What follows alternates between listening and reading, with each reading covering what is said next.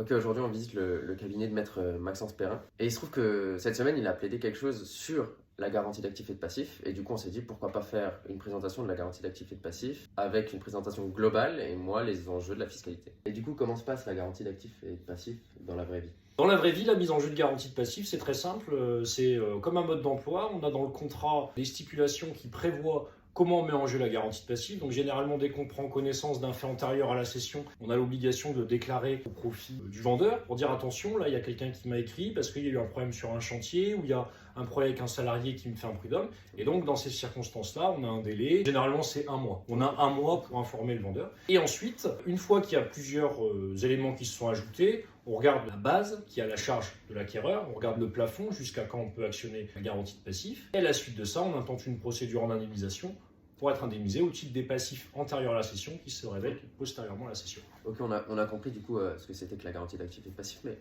combien de temps ça met pour être indemnisé en réalité?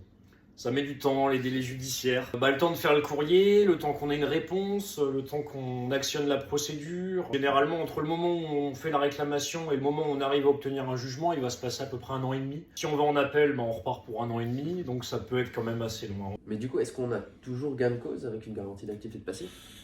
Malheureusement, on n'a pas toujours gain de cause. Il y a toujours ce qu'on appelle l'aléa judiciaire. Il peut y avoir des problématiques de procédure. Le cédant a changé d'adresse, par exemple, et on peut avoir une problématique d'adresse. Donc une garantie d'actifs et de passifs, ça permet une indemnisation ou la mise en place d'une clause de réduction de prix. Mais du coup, comment ça se passe de manière très concrète? Alors, il peut y avoir confrontation entre les deux, parce que la clause de garantie de passif, c'est pour couvrir tout ce qui est antérieur à la cession, qui survient postérieurement à la cession. Et la clause d'ajustement de prix, précisément, c'est quand on arrête un prix provisoire sur la base d'un bilan, par exemple, arrêté 3 mois avant, et en fonction, par exemple, de la variation du montant des capitaux propres, il y aura un ajustement de prix à la hausse si les capitaux propres ont augmenté ou à la baisse. Et là où il peut y avoir une confrontation entre les deux, c'est parce qu'il faut articuler la mise en jeu de la garantie de passif qui peut donner lieu à une indemnisation, et la clause d'ajustement de prix qui, elle, peut donner lieu à un versement de prix. Mais du coup, on l'a vu, donc on peut avoir soit une indemnisation, soit une réduction de prix, et la fiscalité n'est pas la même. Quand on reçoit une indemnité, finalement, on touche de l'argent. Alors la question qui se pose, c'est est-ce que c'est taxable ou c'est pas taxable? Et là-dessus, il y a une divergence en doctrine. Certains auteurs estiment que ce n'est pas taxable du tout,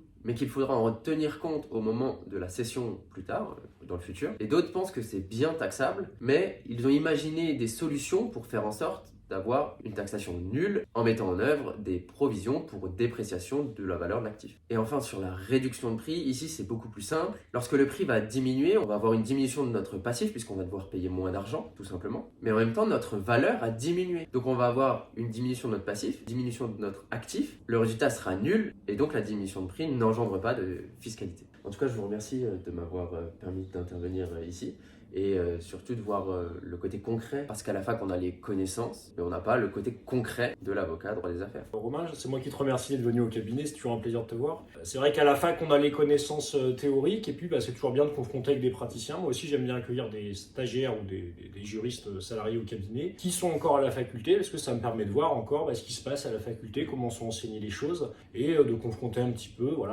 cette connaissance et cette pratique au quotidien.